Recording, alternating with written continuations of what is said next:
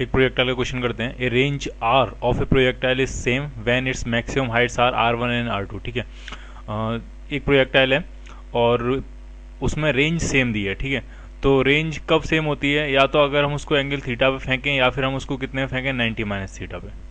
ठीक है, ये दो केसेस होते हैं। अगर हम किसी प्रोजेक्टाइल को सेम स्पीड से अगर थीटा एंगल पे फेंकते हैं या फिर उसको 90 माइनस थीटा फेंकते हैं, दोनों केसेस में रेंज क्या होती है? सेम। इस केस में भी रेंज कितनी होगी? आर, और इस केस में भी रेंज कितनी होगी? आर। ठीक है, लेकिन जो मैक्सिमम हाइट है वो डिफरेंट है। ठीक है, फर्स्ट केस में मैक्सिमम हाइट कह दी उन्होंने H1 और सेकंड केस में मैक्सिमम हाइट कह दी उन्होंने H2। ठीक है, और आपको रिलेशन फाइंड करना है R H1 और H2 में।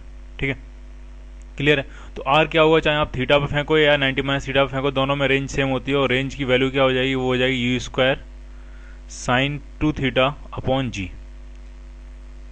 ठीक है, यहाँ पे थीटा पुट करो या आप 90 माइनस थीटा पुट करो, एक ही बात है। ठीक है, यही रेंज आने वाली है। ठीक है, अच्छा मैक्सिमम हाइट अगर देखें तो फर्स्ट केस में अगर हम मैक्सिमम हाइट निकालेंगे H1 तो वो तो सिंपली हो जाएगा you square sine square theta upon 2g। ये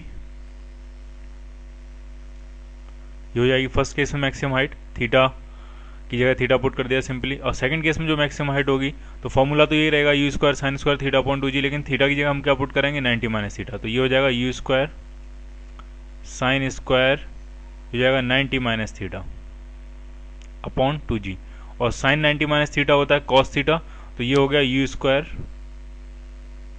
cos square theta upon 2g। ठीक है, अब क्या करते हैं? इन दोनों को मल्टीप्लाई कर देते हैं। ठीक है, हमें आर फाइंड करना है, तो आर जब आप एक्सपेंड करोगे, इसमें आर में H1 और H2 में रिलेशन फाइंड करना है, तो जब आप इसको एक्सपेंड करोगे तो ये आएगा 2 साइन थीटा कॉस थीटा। तो उसमें एक साइन थीटा भी मिलेगा, एक कॉस थीटा भी मिलेगा। ठीक है, तो साइन थीटा कॉस थीटा कैसे गेन करेंगे? हम H1 और H2 को मल्टीप्लाई कर रहे हैं और उसका अंडर रूट ले रहे हैं। ठीक है, हम क्या फाइंड करने की कोशिश कर रहे हैं? हम फाइंड करने की कोशिश कर रहे हैं under root of H1 into H2। ठीक है, क्यों ऐसा कर रहे हैं? क्लियर होना चाहिए आपको। जब आप आर को एक्सपेंड करोगे तो वो आएगा 2, इस साइन 2 थीटा को एक्सपेंड करोगे तो आएगा 2 साइन थीटा कॉस थीटा। तो उसमें एक साइन थीटा का टर्म आएगा, एक कॉस थीटा का टर्म आएगा। ठीक है, तो साइन थीटा का टर्म हमें H1 से मिल जाएगा, कॉस थीटा का टर्म हमें H2 से मिल जाएगा और उसका अंडर रूट ले लेंगे। ठीक है, तो जब अंडर रूट लेंगे H1 इंटू H2 को मल्टीप्लाई करेंगे तो क्या बाहर आएगा? तो वो आ जाएगा u इंटू यू स्क्वायर।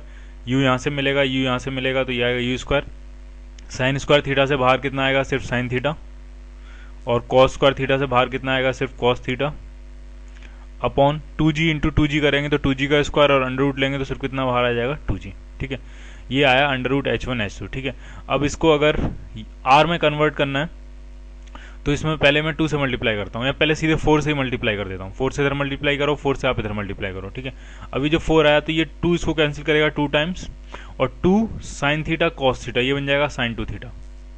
ठीक है, तो ये इधर चल रहा है 4 under root H1 H2,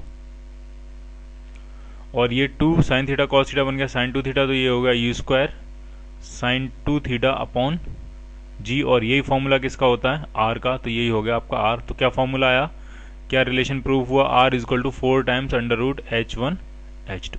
clear?